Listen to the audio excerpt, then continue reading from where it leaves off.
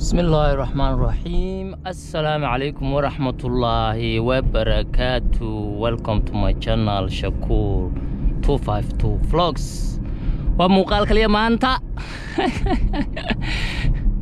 أصحاب تقاليقا وسلامتين ميل كستا دون قدافي ستعالدي ساكت شوكتان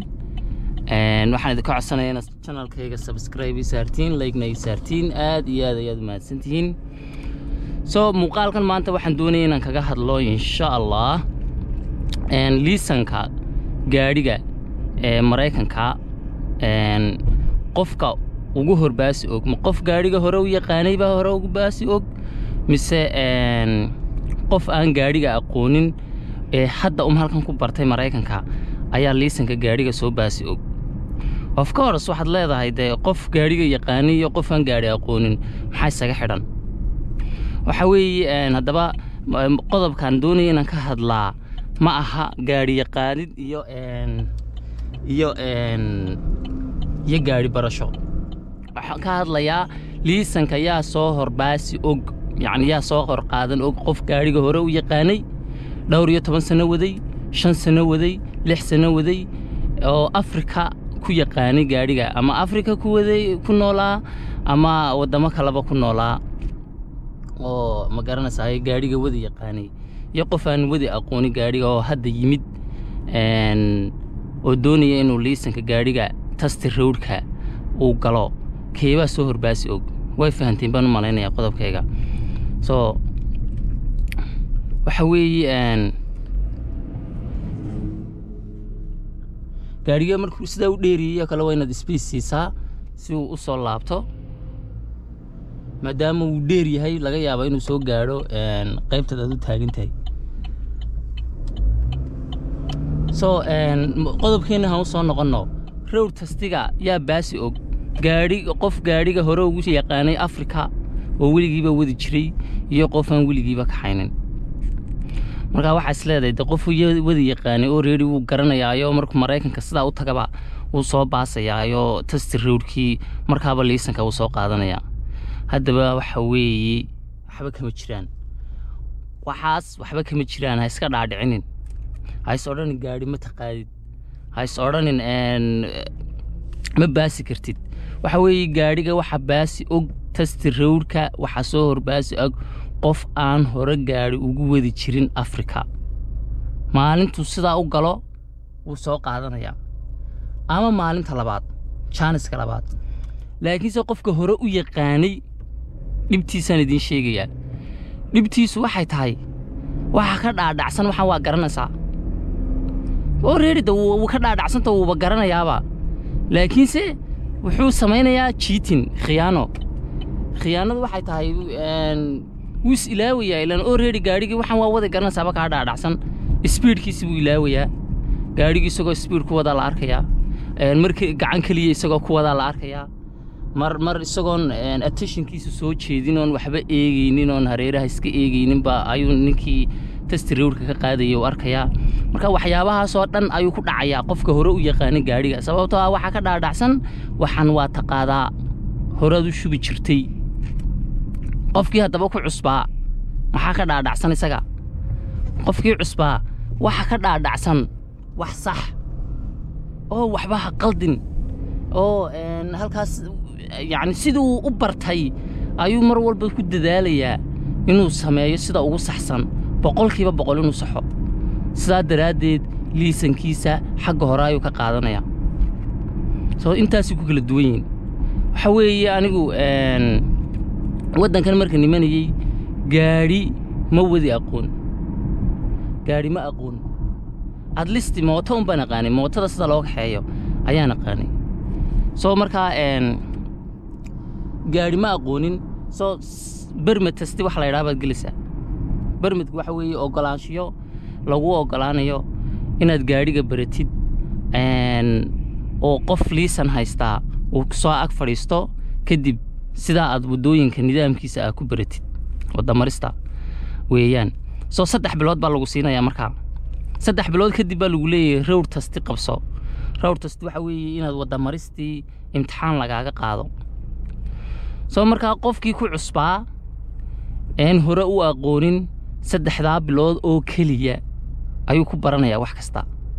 saddexdaa bilood oo keliya ayuu wax kasta ku saxayaa okay waxa kuu soo hadhay faarixii waxa kuu soo hadhay faarixii iska dhaadhacsanaa dhowr iyo 10 sanaan waday weligii baan gaadhiga kaxayn jiray waxa weeye already 2 to 3 times 4 times u soo dhacaya sababtuna waxa weeye khiyaano ay gacantiisu baratay khiyaano ay maskaxdiisu baratay nidaam la'aan iyo sharci la'aan uu gaadhi ku wadi jiray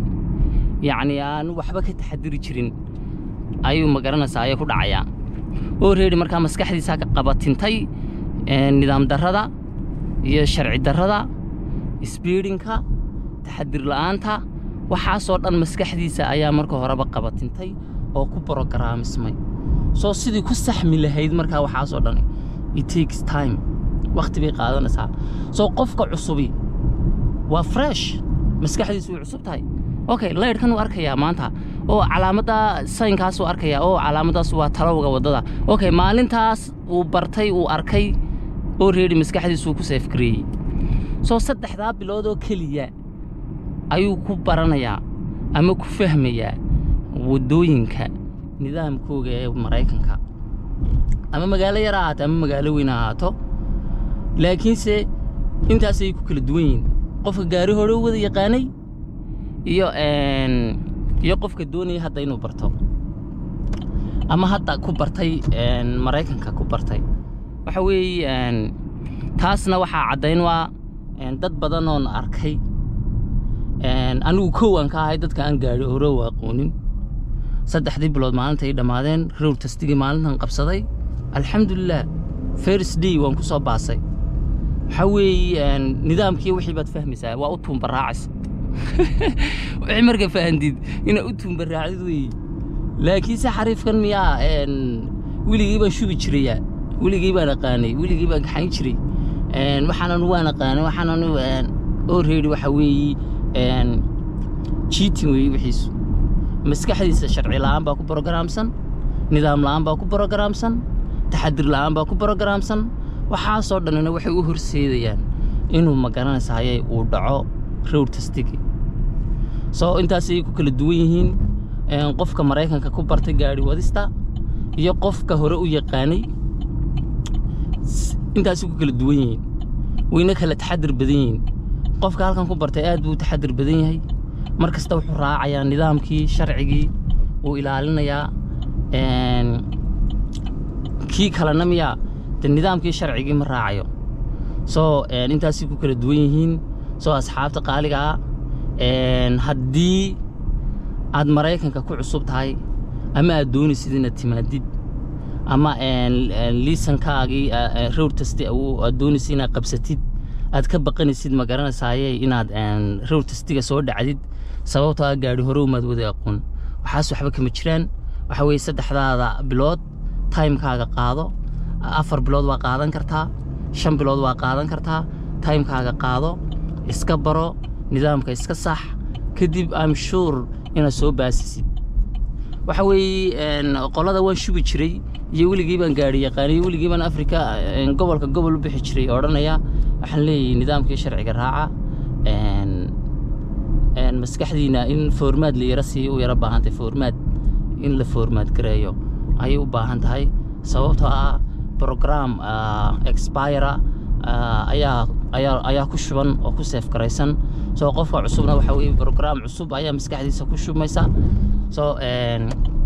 aad iyo aad ayaad ugu maasantay daawashada muuqaalkan insha Allah way nooyo muuqaalka xiga see you next time hadda leerkayga waa green bidix baan rabaa inaan u laabto laakiin xaq waxa iga leh gaariga soo socda